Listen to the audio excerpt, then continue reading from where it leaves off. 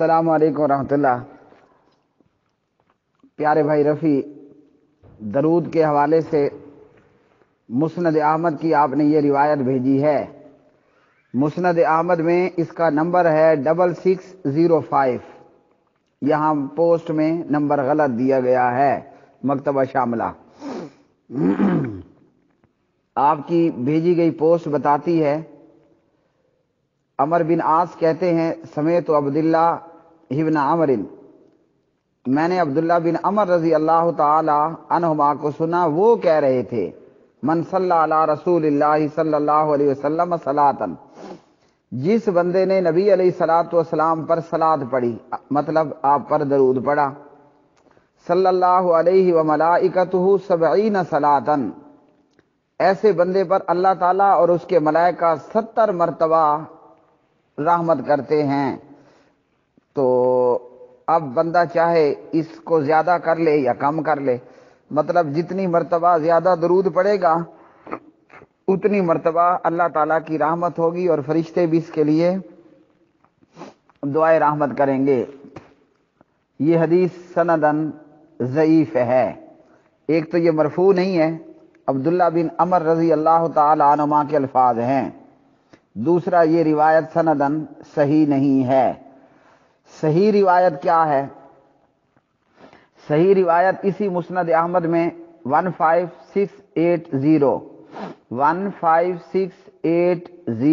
Number کی یہ روایت، اس میں عاصم بن عبید اللہ کہتے ہیں سمیعت عبداللہ ابن عامر بن ربیعہ یحدث عن ابی، عاصم بن عبید اللہ کہتے ہیں کہ میں نے عبداللہ بن عامر بن ربیعہ کو سنا، وہ اپنے باپ سے روایت کرتا ہے سمیعت رسول اللہ صلی اللہ علیہ وسلم یخطب یقول، پیارے نبی خطبہ دیتے ہوئے فرما رہے تھے، کیا من صلی علیہ صلاۃً، جس نے میرے اوپر درود پڑھا، جس شخص نے میرے اوپر درود پڑھا تو فرشتے بھی اس پر دعائے رحمت کرتے رہتے ہیں جب تک وہ میرے اوپر درود پڑھتا ہے۔ اب چاہیے کہ بندہ اس کو زیادہ کر لے یا کم کر لے، یعنی جتنی مرتبہ جب تک وہ درود پڑھتا رہے گا فرشتے بھی اس کے اوپر دعائے رحمت کرتے رہیں گے۔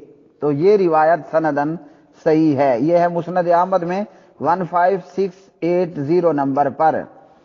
اور جو روایت آپ نے یہ بھیجی ہے عبداللہ بن عمر کے حوالے سے 70 مرتبہ فرشتے اس پر دعائے رحمت کرتے ہیں، تو یہ روایت ہے سلسلہ الاحادیث الضعیفہ والموضوعہ کے اندر 6626 نمبر پر، اور یہ روایت سندن ثابت نہیں ہے جس میں 70 مرتبہ کے الفاظ ہیں۔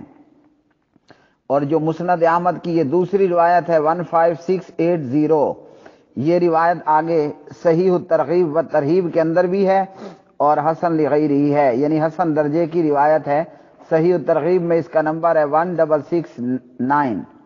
تو 70 مرتبہ کے الفاظ نہیں ہیں، الفاظ یہی ہیں جتنی مرتبہ جو بندہ اللہ تعالیٰ پر جتنی دفعہ جتنی مرتبہ جتنی دیر نبی علیہ السلام پر درود پڑھے گا، جب تک وہ درود پڑھتا رہے گا صلی اللہ علیہ وسلم یا درود ابراہیمی وغیرہ پڑھتا رہے گا، تو جب تک بندہ درود پڑھتا رہے گا فرشتے بھی اس کے لیے دعائے رحمت کرتے رہیں گے۔